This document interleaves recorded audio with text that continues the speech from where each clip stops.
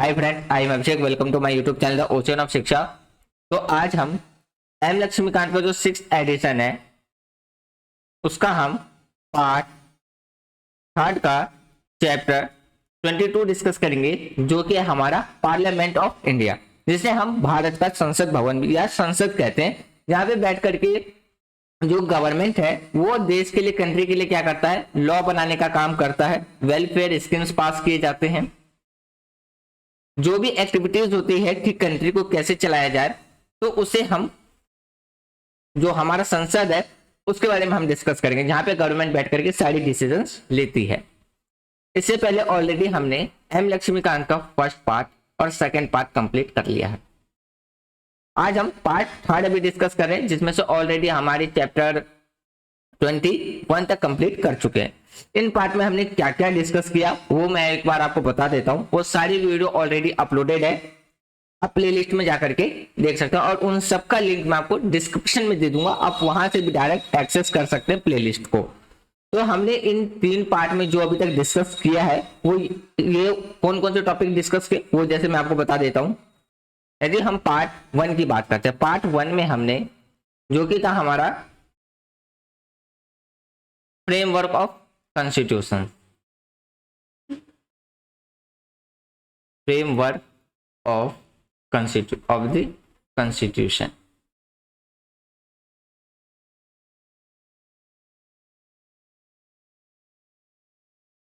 इसमें हमने चैप्टर 1 में डिस्कस किया था हिस्टोरिकल बैकग्राउंड, हिस्टोरिकल बैकग्राउंड यानी कि हमारे कॉन्स्टिट्यूशंस का जो भी हिस्टोरिकल बैकग्राउंड था उसके बारे में डिस्कस किया था। चैप्टर 2 में हमने डिस्कस किया था making of the constitution, making of the constitution.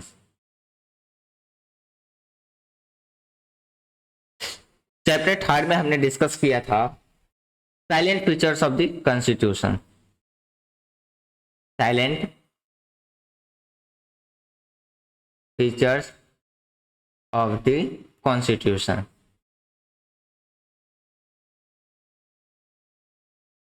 Fourth chapter में हमने डिस्कस किया था preamble of the constitution,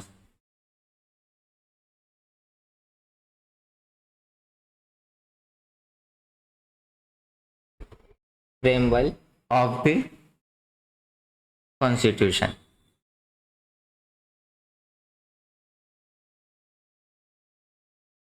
chapter 5 में हमने डिस्कस किया था यूनियन एंड इट्स टेरिटरी के बारे में, इट्स टेरिटरी।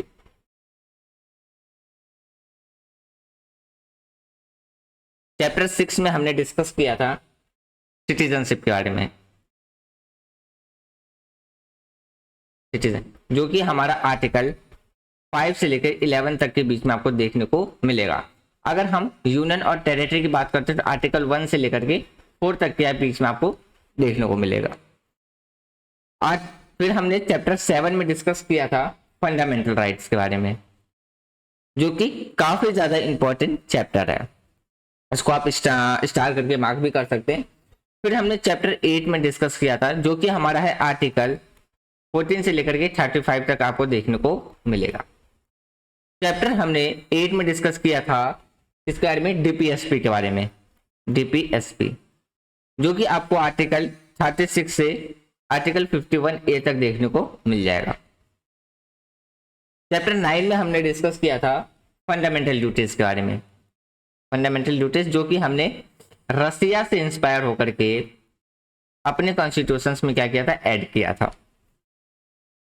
चैप्टर 10 में हमने डिस्कस किया था अमेंडमेंट ऑफ द कॉन्स्टिट्यूशंस, कि किस तरीके से, किस प्रोसेस के द्वारा हमारे कॉन्स्टिट्यूशंस में अमेंडमेंट किया जा सकता है, amendment of the constitution,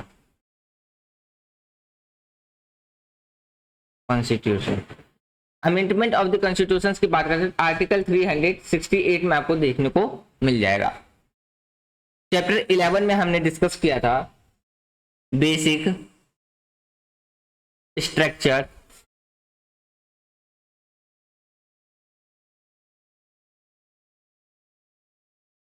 of the constitution,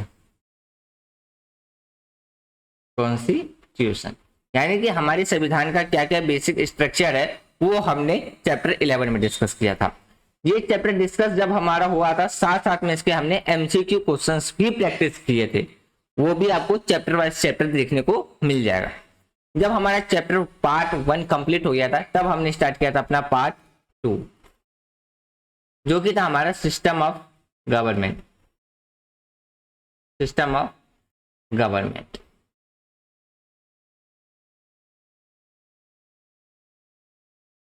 जिसमें हमने डिस्कस किया था चैप्टर 12 में पार्लियामेंट्री सिस्टम के बारे में डिस्कस किया था, पार्लियामेंट्री सिस्टम। चैप्टर 13 में हमने डिस्कस किया था फेडरल सिस्टम के बारे में, फेडरल सिस्टम। चैप्टर 14 में हमने डिस्कस किया था सेंट्रल स्टेट रिलेशन के बारे में। चैप्टर 15 में हमने डिस्कस किया था इंटर स्टेट रिलेशन के बारे में। चैप्टर 16 में हमने डिस्कस किया था इमरजेंसी प्रोविजन के बारे में। चैप्टर 16 में हमने क्या डिस्कस किया था, इमरजेंसी प्रोविजन। अभी हम पार्ट 3 डिस्कस कर रहे हैं, जो कि है हमारा सेंट्रल गवर्नमेंट, सेंट्रल गवर्नमेंट, जिसमें से ऑलरेडी हमने चैप्टर 17 डिस्कस कर लिया था, जो कि हमारा प्रेसिडेंट। उसके बाद हमने चैप्टर 18 डिस्कस किया था, जो कि था हमारा वाइस प्रेसिडेंट। फिर हमने चैप्टर 19 डिस्कस किया था, जो कि था हमारा प्राइम मिनिस्टर। क्या था, प्राइम मिनिस्टर, पीएम। चैप्टर 20 में हमने डिस्कस किया था काउंसिल ऑफ मिनिस्टर के बारे में, काउंसिल ऑफ मिनिस्टर। चैप्टर 21 में हमने कैबिनेट कमिटीज के बारे में डिस्कस किया था, कैबिनेट कमिटीज।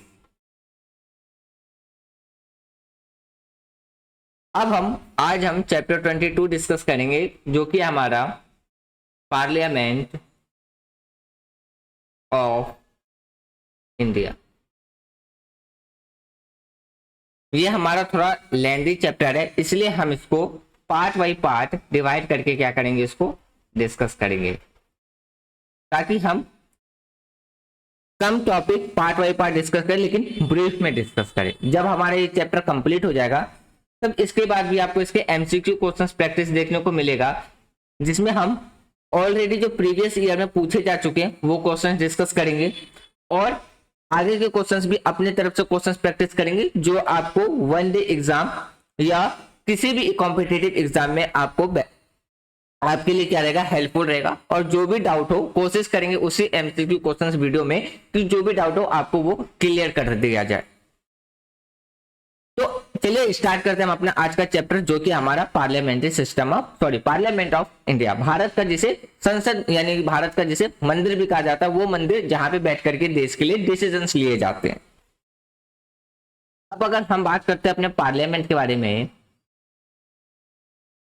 इसका नाम पार्लियामेंट के बारे में, तो हमारे कॉन्स्टिट्यूशन के अंदर आर्टिकल 79 से लेकर के आर्टिकल 122 पार्ट 5 यानी कि पार्ट 5 में किसके बारे में बात रखा गया है, वो डील करता है हमारे पार्लियामेंट के बारे में, जिसमें क्या क्या मेंशन है। अगर इसमें हम बात करते हैं तो ऑर्गेनाइजेशन,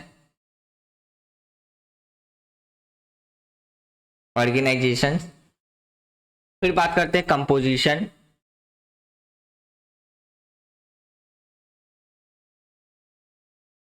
फिर ड्यूरेशन,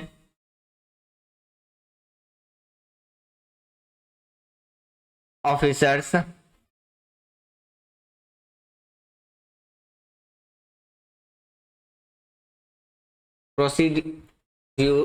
जिसे बात करते हैं प्रोसीड्यूसर्स, प्रिविलेज, privileges,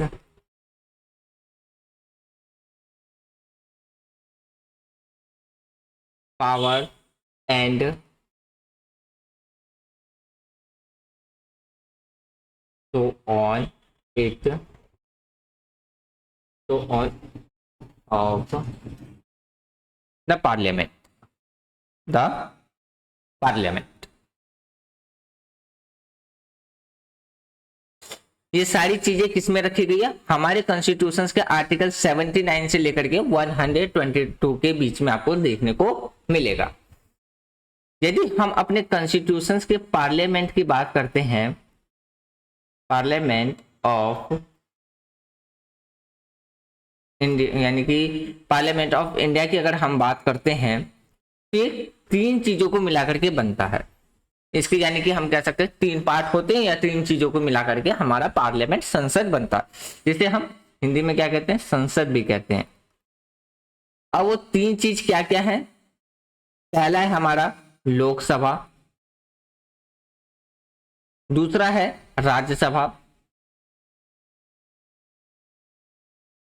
और तीसरा है हमारा प्रेसिडेंट।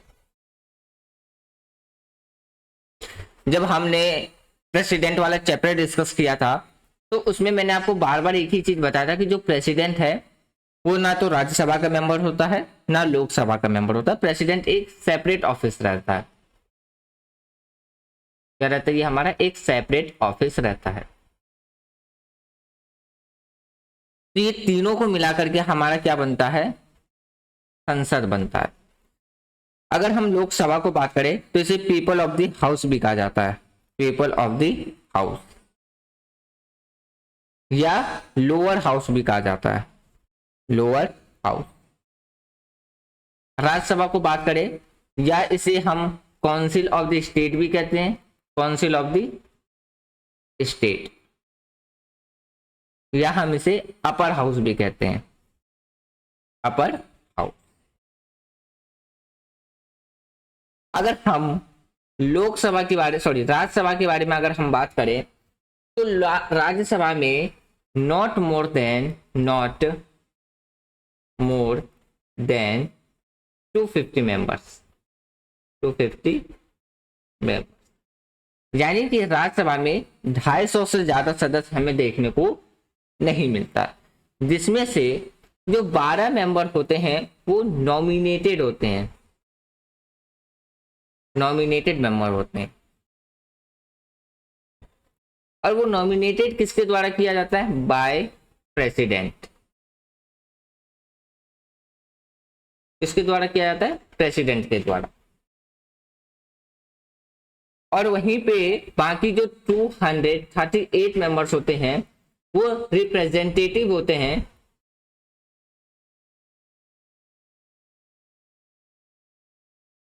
रिप्रेजेंटेटिव होते हैं किसके? स्टेट के और यूनियन टेरिटरीज के। कितने? 238। वहीं पे अगर हम लोकसभा की बात करें तो लोकसभा में not more than 550 members, 550 members, जिसमें से 2 मेंबर जो होते हैं वो नॉमिनेटेड होते हैं। क्या होते हैं? नॉमिनेटेड। और ये भी नॉमिनेट किसके द्वारा किया जाता है? प्रेसिडेंट के द्वारा ही किया जाता है। और बाकी जो होते हैं वो रिप्रेजेंटेटिव होते हैं,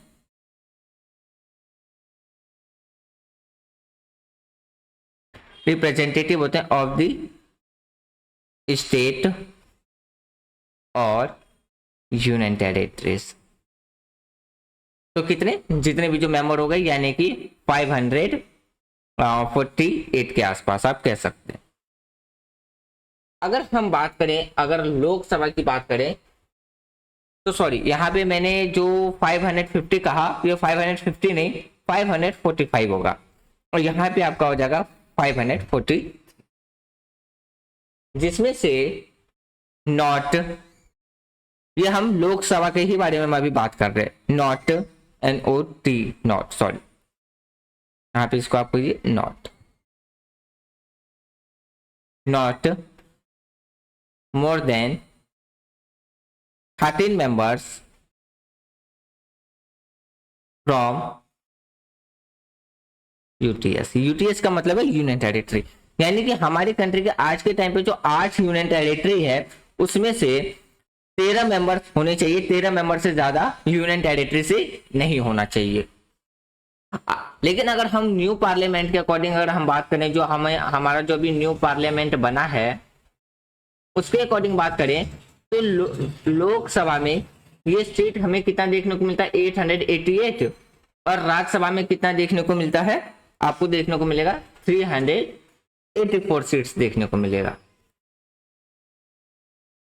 ये आपको न्यू पार्लियामेंट की सिटिंग देखने को मिलेगी, यानी कि टाइम के रिक्वायरमेंट के अकॉर्डिंग आज के टाइम पे हमारे राज्यसभा और लोकसभा की जो सिटिंग है वो बढ़ा दी गई है। यानी कि राज्यसभा में आपको 348 चैम्बर्स देखने को मिलेगा, वहीं पे अगर हम बात करें लोकसभा में तो आपको 888 कॉम्प्लेक्स के तौर पे हम टोटल सीट देख सकते हैं। फिर वहीं पे अगर हम बात करें जो ये जो दो नॉमिनेटेड पर्सन्स होते थे जो प्रेसिडेंट के द्वारा इलेक्ट किए जाते थे वो होते थे एंग्लो इंडियन। लेकिन आज के टाइम पे ये जो नॉमिनेटेड पर्सन है उसको हटा दिया गया है। तो प्रेजेंट टाइम में हमें कितना मेंबर्स देखने को मिलते हैं 538 जो मेंबर्स देखने को मिलता है वो क्या है रिप्रेजेंटेटिव है डायरेक्ट पीपल्स के, क्या है रिप्रेजेंटेटिव है पीपल्स के। तो ये स्ट्रक्चर देखने को मिलता है हमारे पार्लियामेंट का। अब बात करते हैं सिस्टम ऑफ लोकसभा के बारे में। ये सारी चीजें ऑलरेडी मैंने आपको बता दिया है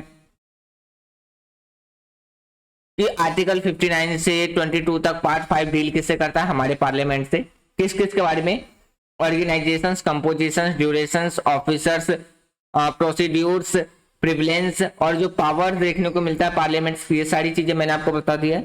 अब बात करते हैं सिस्टम ऑफ इलेक्शन जो लोकसभा के होते हैं। उसमें सबसे पहले आता है हमारा यानी कि टेरिटोरियल कॉन्स्टिट्यूशन, जिसे हम प्रादेशिक निर्वाचन क्षेत्र भी कहते हैं। इसका पर्पस ये होता है कि जो लोकसभा के लिए जो सीधा चुनाव कराने के उद्देश्य से इसको किया जाता है। यानी कि अगर हम लोकसभा के बारे में बात करें तो लोकसभा का जो सीधा इलेक्शंस होता है, जो डायरेक्ट इलेक्शंस होता है, उसके पर्पस से हर एक स्टेट में आपको क्या है जो टेरिटोरियल कॉन्स्टिट्यूएंसीज है वो आपको देखने को मिलेगा। हर एक स्टेट में राज्य को लगभग अगर हम बात करते हैं हर एक राज्य में आपको जो लोकसभा है उसके सीट कुछ इस प्रकार से डिवाइडेड देखने को मिलेगा, कुछ इस मैनर्स में आपको वो देखने को मिलेगा किसके बेस पे ratio of the number of the populations. यानी कि हर एक स्टेट में अगर हम बात करें आपको लोकसभा में कॉन्स्टिट्यूएंसीज जो सीट्स है वो अलग अलग देखने को मिलेगी। जैसे कि एग्जांपल के तौर पे अगर मैं आपको बताऊं, जैसे अगर हम उत्तर प्रदेश की बात करें, उत्तर प्रदेश में आपको 143 लोकसभा सीट देखने को मिलेगा। बिहार की बात करें तो बिहार में आपको 79 लोकसभा सीट देखने को मिलेगा। वेस्ट बंगाल की बात करें तो वेस्ट बंगाल में आपको 60 लोकसभा सीट्स देखने को मिलेंगी। असम की बात करें तो असम में आपको 21 सीट्स देखने को मिलेगी। पंजाब की बात करें, अगर आप पंजाब की बात कर लो तो पंजाब में आपको 18 सीट्स देखने को मिलेगा। हरियाणा में भी आपको 18 देखने को मिलेगा। फिर अगर हम बात करते हैं किसके बारे में, दिल्ली के बारे में, तो वहां पे आपको 12 देखने को मिलेगा। दिल्ली के अंदर 12। राजस्थान के अंदर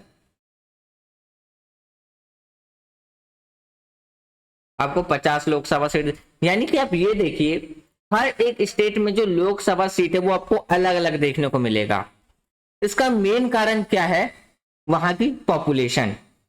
यानी कि अगर हम बात करते हैं जो कि हमारे टेरिटोरियल कॉन्स्टिट्यूएंसीज होती है, ये किसके बेस पे डिसाइड किए जाते हैं, किस रेशियो से डिवाइडेड किए जाते हैं, उस स्टेट का पॉपुलेशन रेशियो कितना है उसके बेस पे हमें हर एक स्टेट का क्या है जो लोकसभा सीट्स है वो अलग अलग देखने को मिलता है।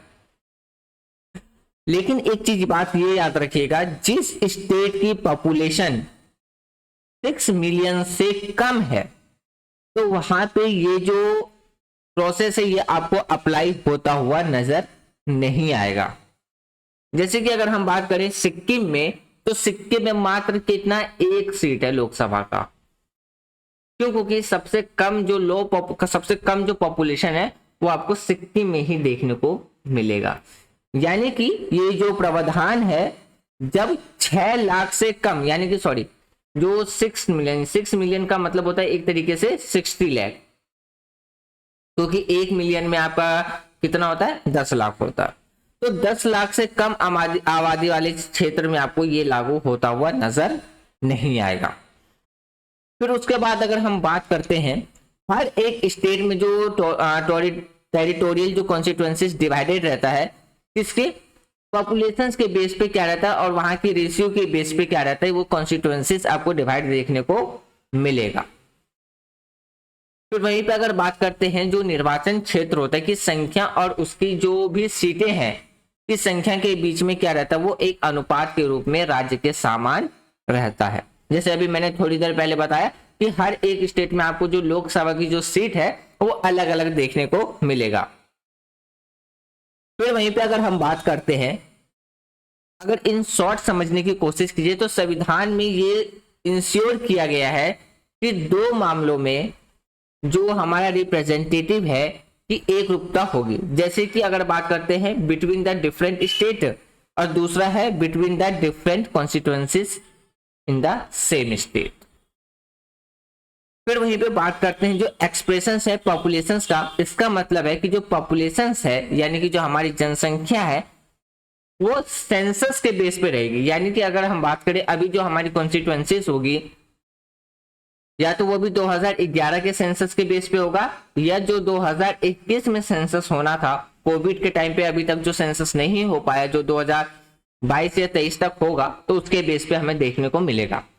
यानी कि जनसंख्या का अर्थ है, यानी कि जो लास्ट सेंसस हुआ था उसके बेस पे हमें देखने को मिलेगा। जो लास्ट सेंसस हुआ था उसकी जो सुनिश्चित की गई संख्या है उसके प्रासंगिक आंकड़े के द्वारा ही क्या किया जाता है, कॉन्स्टिट्यूएंसीज पब्लिश की जाती है। दूसरा पॉइंट निकल के आता है हमारा रीड जस्टिस, यानी कि रीड जस्टमेंट आफ्टर ईच सेंसस, यानी कि प्रत्येक जनसंख्या के बाद फिर से क्या किया जाता है, जो हमारा समायोजन किया जाता है, रीड एडजस्टमेंट किया जाता है, उसके बेस पे अगर बात करें तो allocations of state in Lok Sabha to the state, यानी कि राज्य को लोकसभा की सीटों का आवंटन किया जाता है सेंसस के बेस पे। फिर हर एक राज्य का जो बात करते हैं टेरिटोरियल कॉन्स्टिट्यूएंसीज होता है वो क्या किया जाता है, उसको डिवाइड किया जाता है। पार्लियामेंट के बारे में अगर बात, पार्लियामेंट के पास ये हमें पावर देखने को मिलता है, या एम्पावर्ड कह ले या अधिकार कह ले, ये और इसके बनाने के तरीके को निर्धारण करने का हमारे पास पार्लियामेंट के पास ये अधिकार हमें देखने को मिलता है। फिर अगर हम बात करें अकॉर्डिंग टू, यानी कि जो पार्लियामेंट्री है, यानी कि अगर हम बात करते हैं संसद के इस उद्देश्य के लिए एक डेलिमिनेशंस कमीशंस एक्ट 1952, 1962, 1972 और 2002 में क्या है, 4 टाइम के लिए, यानी कि अगर हम बात करते हैं कि जो इसके परिसीमन आयोग अधिनियम जो है अधिनियमित किया गया था हर एक 10 साल में। आप यहाँ देख सकते हैं जैसे कि 1952 के बाद 10 साल का गैप था 1962, फिर 10 साल का गैप था 1972, फिर यहाँ पे एक अच्छा सा गैप देखने को मिला हमें 2002 का। इसमें क्या है, आज तक ये 4 बार ही किए गए हैं।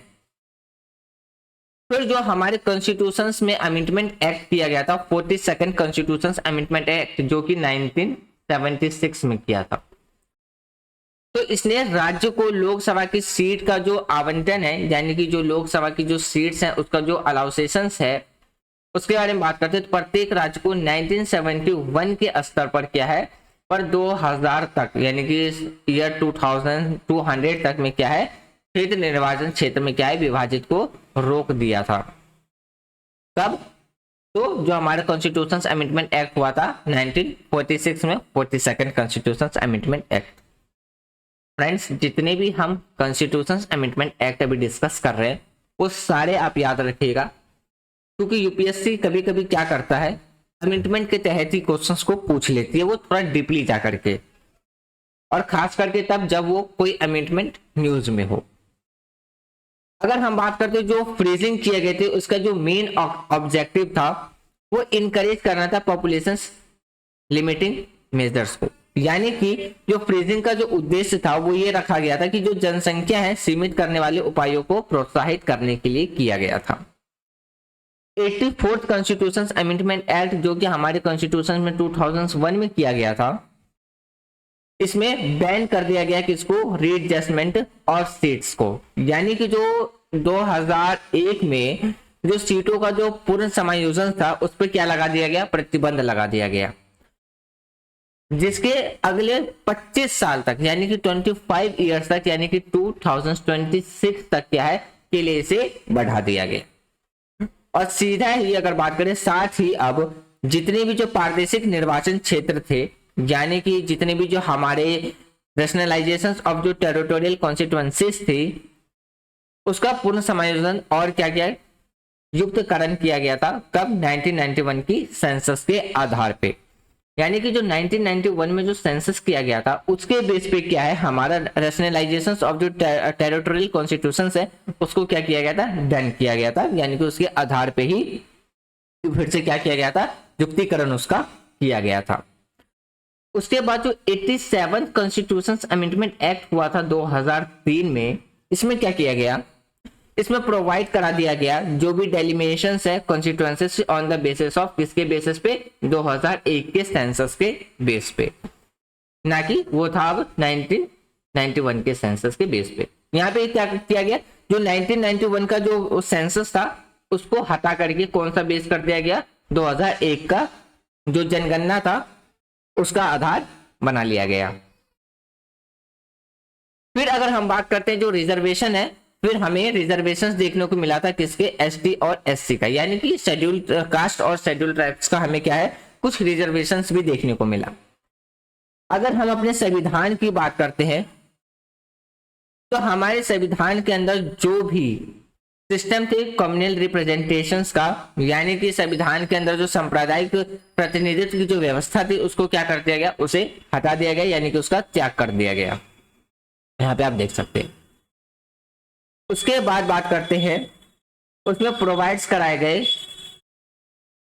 रिजर्वेशंस किसके लिए, शेड्यूल कास्ट और शेड्यूल ट्राइब्स के लिए, किसमें, लोकसभा के अंदर, और किसके बेसिस पे, पॉपुलेशन के रेशियो के बेस पर।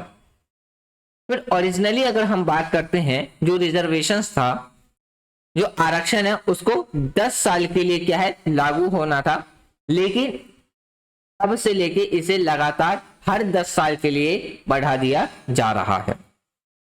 अब इसे 2019 से लेकर के अगर हम बात करते हैं जो 104th कॉन्स्टिट्यूशन अमेंडमेंट एक्ट हुआ था 2019 में, के तहत क्या इस आरक्षण को, अगर हम बात करते हैं जो 104th कॉन्स्टिट्यूशन अमेंडमेंट एक्ट हुआ था, यहां से एक बार क्वेश्चंस भी पूछा है यूपीएससी ने कि किस कॉन्स्टिट्यूशन अमेंडमेंट के तहत जो शेड्यूल कास्ट और शेड्यूल ट्राइब्स है उसकी जो रिजर्वेशन है उसको एक्सटेंड कर दिया गया, तो वो था 104th कॉन्स्टिट्यूशन अमेंडमेंट एक्ट। तो इसमें इसको कितने साल के लिए बढ़ा दिया गया, 2030 तक के लिए बढ़ा दिया गया। लेकिन अगर हम बात करें, हालांकि ये जो सीट्स हैं रिजर्व है किसके लिए, शेड्यूल कास्ट और शेड्यूल ट्राइब्स के लिए, जो कि इलेक्टेड होते हैं जो भी कॉन्स्टिट्यूएंसी से, यानी कि अगर हम बात करते हैं जो भी अनुसूचित जाति हैं और अनुसूचित जनजाति हैं के लिए जो आरक्षित है, लेकिन वे बिना किसी भी अलग निर्वाचन से क्षेत्र के एक निर्वाचन क्षेत्र से सभी मतदाताओं द्वारा क्या है चुनी या चुने जाते हैं। फिर बात करते हैं जो मेंबर्स होते हैं शेड्यूल कास्ट और शेड्यूल ट्राइब्स के सदस्य होते हैं, क्या होते हैं, वे सदस्यों को समान यानी कि गैर आरक्षित सीटों से भी चुनाव लड़ने से नहीं रोका जा सकता है। यानी कि अगर हम बात करें जो शेड्यूल कास्ट है या जो शेड्यूल ट्राइब्स है, वो अगर जनरल यानी कि जनरल कंसेंटिंग की से वो क्या करना चाहता है, अगर सीट से चुनाव लड़ना चाहते तो उनसे भी उन्हें रोका नहीं जा सकता है। तो ये कुछ रिजर्वेशंस देखने को मिलता है किसके लिए, एससी और एसटी के लिए। तो फ्रेंड्स आज का डिस्कशन हम इतना ही रखते हैं। इसके आगे का जो डिस्कशन है हम पार्ट 2 में डिस्कस करेंगे। मुझे उम्मीद है आज जो भी हमने डिस्कस किया वो आपको प्रॉपरली समझ में आ गया होगा। यदि कोई भी डाउट हो तो आप अपना डाउट कमेंट बॉक्स में लिख देना। उस डाउट को पहले हम पार्ट 2 में पार्ट 2 में पहले क्लियर करेंगे, तब जाकर के हम अपना पार्ट 2 जो भी हमारा टॉपिक रहे अभी उसको हम कंटिन्यू करेंगे। वीडियो से रिगार्डिंग आपको कोई भी सजेशंस देना हो तो कमेंट बॉक्स ओपन है, आप कमेंट बॉक्स में दे सकते हैं। कोशिश करेंगे कि उस सजेशंस को वीडियो के ऊपर इंप्लीमेंट किया जाए। यदि आपको वीडियो पसंद आ रही हो तो आप वीडियो को लाइक कर सकते हैं, शेयर कर सकते हैं एंड चैनल को सब्सक्राइब कर सकते हैं। Thanks for watching friends, take care, जय हिंद।